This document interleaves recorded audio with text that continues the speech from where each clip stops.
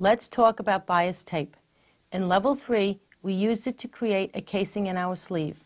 And now, in Level 4, we used it to finish off our neckline and armhole edges.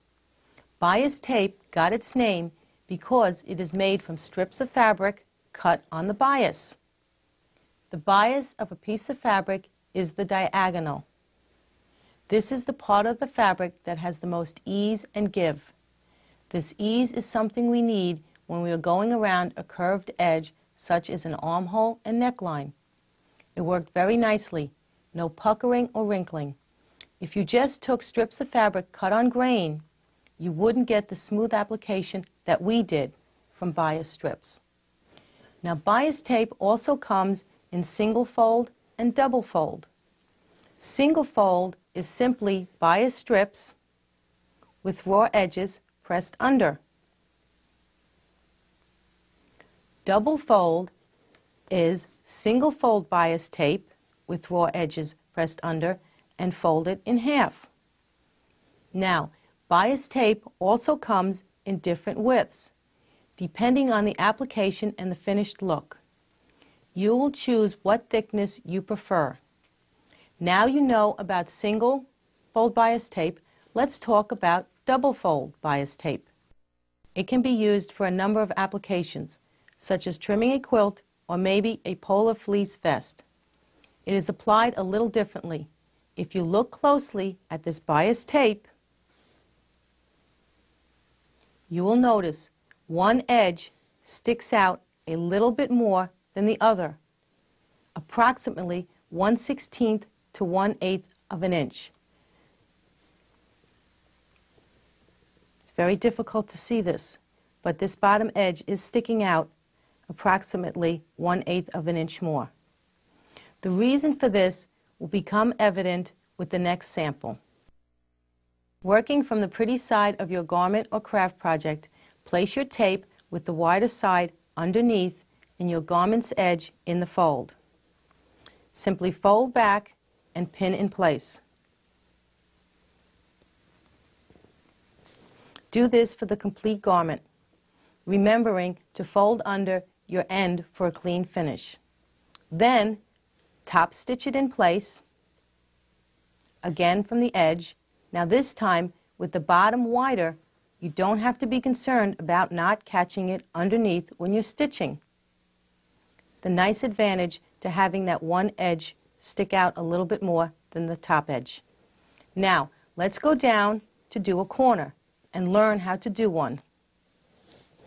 Corners are sometimes difficult. Place your bias tape even with your edge and put a pin in the tape even with the bottom edge.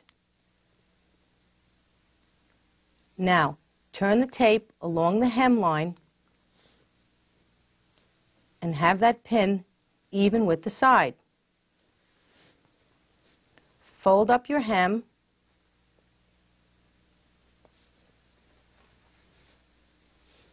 and pin in place. Remove your locator pin and then play with folding these corners into nice angles.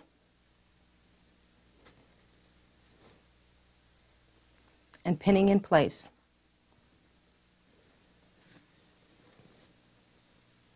This takes some playing sometimes to get these corners nice. Pin it in place. And your corner looks nice and neat for top stitching. Now, it was very convenient to purchase this bias tape and apply it. But what if you want to make your own to match your garment? Or you can't find just the right color in the store? Here is how to make your own very easily. Take a square piece of fabric. I'm using small squares just for now for easy viewing. You will need to do this with at least a 30-inch by 30-inch piece of fabric, which will yield approximately 12 yards of 2-inch bias. Make sure it is true to grain on all edges. On the cut edges, I used my Level 1 knowledge to do this. And on the finished edges, I simply cut along the manufacturer's selvage edge to remove it. Now, fold the fabric in a perfect half. and with your iron, press this fold lightly. Open and cut on the fold.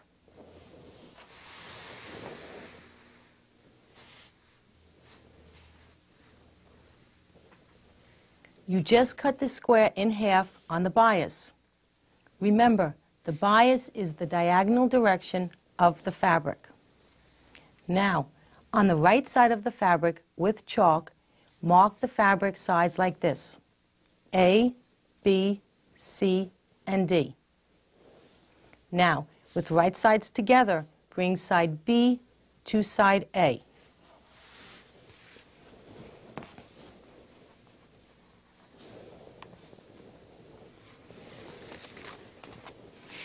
And sew a 1/4 inch seam.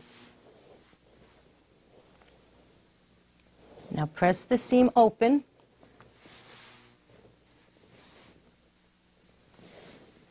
And again, with right sides together, bring side C to side D. Now I must switch to my full-size sample to do this.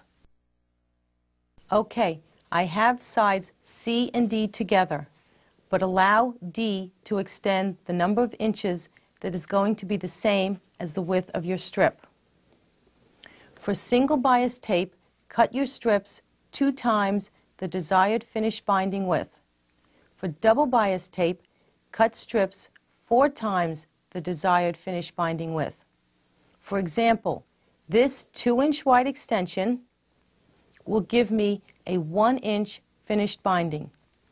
If I'm making single bias tape, or approximately a 1/2 inch finished binding if I'm making double bias tape.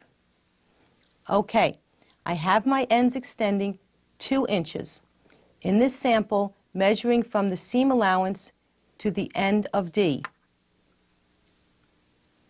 Now again, stitch a 1/4 inch seam and press open. I now have a large cylinder with a point extending from each end, one C and one D end, 2 inches. Turn your cylinder right side out and slip the cylinder over your ironing board and begin cutting. In my sample, it will be 2-inch wide strips. Measuring from your cut edge, just cut 2-inch strips. Keep cutting and turning your cylinder as you cut, using your seam gauge to continually check that you are cutting the correct width strips.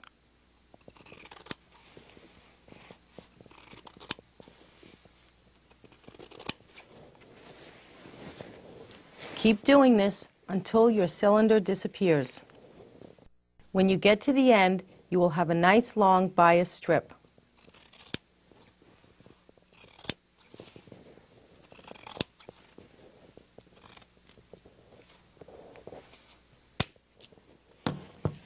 Giving you yards and yards. Now let's turn this bias strip into bias tape. Buy yourself one of these bias tape makers which come in various widths and very easily turn this bias strip into bias tape. Simply slip the fabric through, iron, and as you pull back your bias tape maker, it folds your bias strips into perfect halves. Now, if you use as is, you have single fold bias tape. See, my 2-inch sample gives me a 1-inch single bias.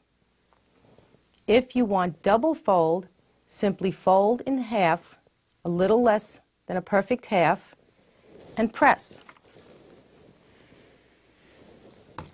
And you have your 1/2 inch double fold bias tape.